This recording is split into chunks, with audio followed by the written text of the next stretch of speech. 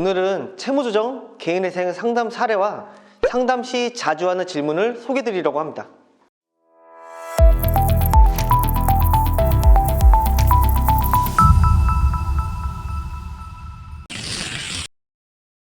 안녕하세요. 신용회복위원회 박정욱입니다. 오늘은 채무조정 개인회생 상담 사례와 상담 시 자주 하는 질문을 소개해 드리려고 합니다.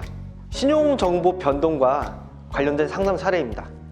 아래 내용은 신용상담사 기본서에 실려있는 내용을 발췌해봤습니다. 신속 혹은 사전 채무조정 신청 접수 및 진행 과정 중 본인 신용정보에 대해 고객 문의가 빈번한 질문들인데요. 각 질문의 적절한 답변은 무엇일까요?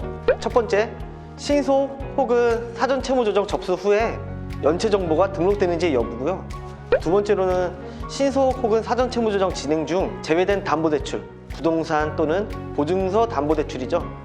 연체 시에 연체 정보가 등록되는지에 대한 여부입니다. 세 번째로는요, 신속 혹은 사전 채무조정 진행 중에 제외된 보증서 담보대출, 예를 들어 햇살론 같은 것들이 있죠. 관련 보증기관에서 대입연체 후에 채무조정안에 포함이 됐어요. 이럴 때 연체 정보가 등록이 되는지에 대한 여부입니다. 이에 대한 질문의 답변인데요. 첫 번째 질문이었죠. 신속 혹은 사전 채무조정 신청 접수 후 신용정보와 관련된 내용입니다. 연체 정보는 대출 원금 또는 이자를 3개월 이상 연체한 경우 해당 금융회사가 한국신용정보원에 등록을 합니다. 3개월 이상 연체되었을 때 등록되는 연체 정보 외에도 연체가 시작되었을 때 금융회사는 신용조회회사에 단기 연체 정보를 등록해서 연체 사실을 공유를 하게 됩니다. 다만 신속 혹은 사전 채무조정 신청 시 등록되어 있던 단기 연체 정보는 해제됩니다. 두 번째 질문이었죠. 신속 혹은 사전 채무조정 시 제외된 담보대출, 이게 연체가 되었을 때 신용정보 관련 문의에 대한 답변입니다. 신속 혹은 사전 채무조정에서 제외된 대출이 3개월 이상 연체되면 해당 금융회사에서 연체 정보를 등록할 수 있습니다.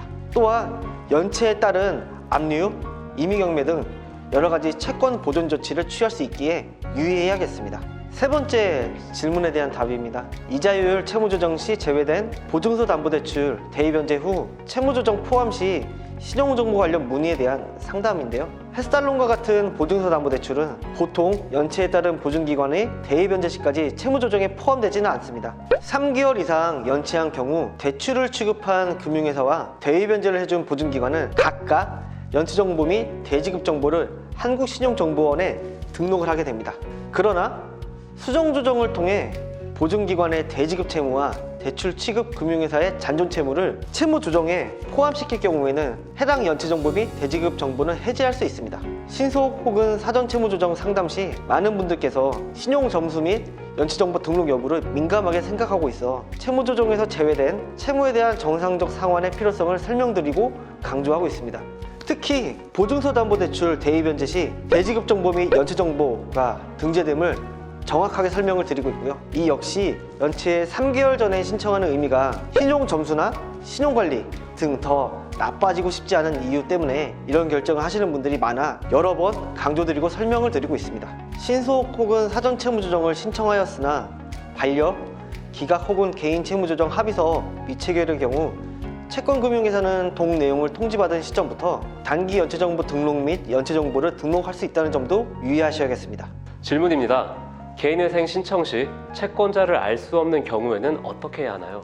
상담 시 자주 하시는 질문 중에 하나입니다. 채무자는 개인회생을 신청하는 경우 채권자의 주소, 연락처, 채무액을 증빙할 수 있는 서류를 제출하여야 하거든요. 하지만 채권자의 이름, 주소, 연락처를 모르는 경우에 다음과 같은 방법으로 채권자를 확인해야 합니다. 첫 번째입니다. 채권자가 채권을 매각을 한 경우 원 채권자에게 채권 매수자에 대한 정보를 요구. 두 번째, 원리금을 송금한 예금 계좌가 있는 경우 먼저 개인회생을 신청한 후에 해당 은행을 대상 기관으로 하여 금융거래 정보 제출 명령을 신청. 세 번째, 휴대전화 사무실 전화번호를 알고 있는 경우 먼저 개인회생을 신청한 후 통신회사를 대상 기관으로 하여 사실 조회 신청. 네 번째, 채권자가 사업자인 경우 먼저 개인회생을 신청한 후 세무서를 대상 기관으로 하여 과세정보 제출 명령 신청. 2번부터 4번까지는요 법원에 신청하여 채권자에 대한 정보를 조사할 수 있기에 개인회생 신청 진행 중에 보충 보완하면서 해야겠습니다. 질문입니다.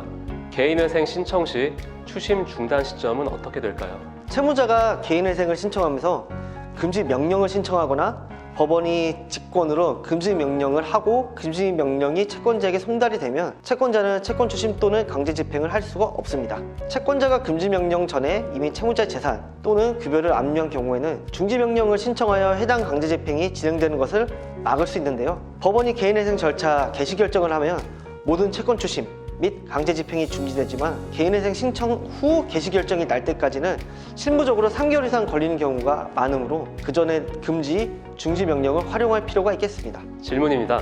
본인 소득이 전혀 없는데 채무 상환 의지는 있는 상황인 거죠.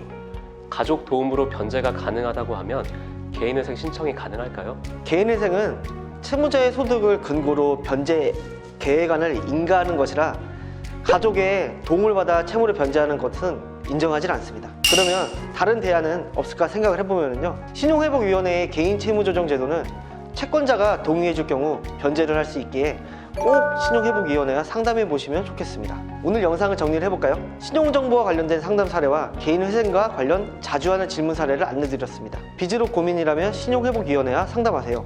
감사합니다.